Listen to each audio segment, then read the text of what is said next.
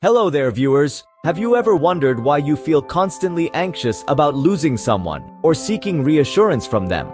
This is a question that many of us grapple with, often in silence, not realizing that it's a sign of something deeper. This something we're referring to is emotional dependency.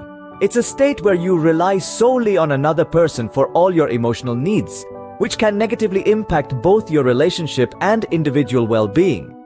Imagine a spectrum.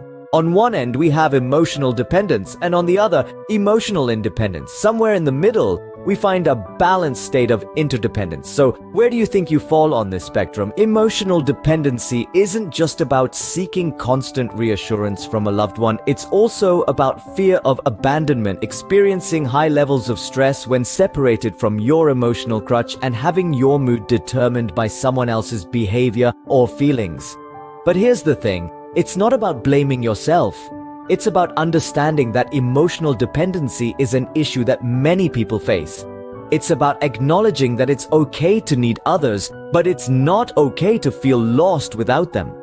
It's about realizing that it's normal to derive happiness from relationships, but it's not healthy to base your entire emotional well-being on them. And remember, everyone has emotional needs. It's not wrong to have them. What's important is how we meet these needs. Do we continuously seek others to fulfill them, or do we also take steps to fulfill them ourselves? The first step towards change is recognizing the issue. Now that we understand emotional dependency, let's move on to how we can work through it.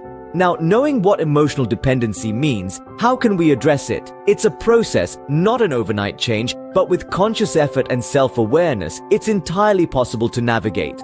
Let's start by referencing the book Codependent No More by Melody Beattie, a source of wisdom for many who are on this journey. Beattie emphasizes the importance of acknowledging and meeting your own emotional needs. This could mean taking time each day to reflect on your emotions, understanding what feeds them, and finding healthy ways to cope. Perhaps it's through meditation, journaling, or even a quiet walk alone. The key here is to develop self-sufficiency in managing your emotions. Next, we look at the crucial task of establishing boundaries.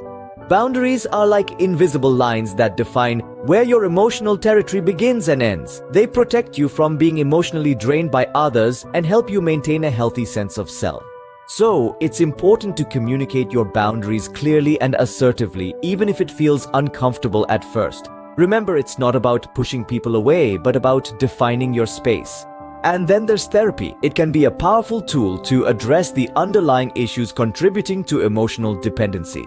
A therapist can provide a safe space for you to explore your feelings, challenge your thought patterns, and develop healthier coping mechanisms. Therapy isn't a sign of weakness, it's a step towards self-empowerment. Throughout this process, remember to be patient with yourself. Change takes time, and it's okay to stumble along the way. What matters is that you're moving forward, one step at a time. Remember, it's not about becoming completely independent, but rather developing interdependence, a healthy balance of dependence and independence. You're not alone in this journey, and it's okay to lean on others. But at the same time, you have the strength within you to stand on your own. That's the beauty of interdependence, and that's the goal we're working towards. It might seem challenging, but many people have successfully worked through their emotional dependency. Take the renowned author, Elizabeth Gilbert, for instance. After a devastating divorce, Gilbert embarked on a journey of self-discovery that led her to realize the importance of emotional independence. Her best-selling book, Eat, Pray, Love, is a testament to her transformation from emotional dependency to self-reliance. Similarly, we have the example of Oprah Winfrey, one of the most influential women in the world. Oprah grew up in a difficult environment, dealing with numerous personal challenges. Yet, she refused to let her past define her. She worked on herself, addressing her emotional dependencies, and turned her life around. Then there's the story of Chris Gardner, whose life inspired the movie The Pursuit of Happiness. Gardner went from being homeless to becoming a millionaire, all while dealing with emotional dependency issues. His journey is a powerful example of resilience and emotional independence. These examples illustrate that it's not just possible but entirely achievable to overcome emotional dependency. It requires consistent effort, self-awareness, and the courage to face one's emotions head-on. As you can see, it's possible to work through emotional dependency and come out stronger on the other side. So, to answer the question we posed at the beginning, emotional dependency is when you rely solely on others for your emotional needs, and it can be worked through with self-awareness, setting boundaries, and seeking help when needed. We've explored the signs, the impact it can have on your relationships and individual well-being, and how to navigate towards emotional independence. Remember, it's a journey, and every step towards understanding and meeting your own emotional needs is a step towards healthier relationships and a happier you. We hope you found this video insightful. If you loved it, please subscribe to our channel for more.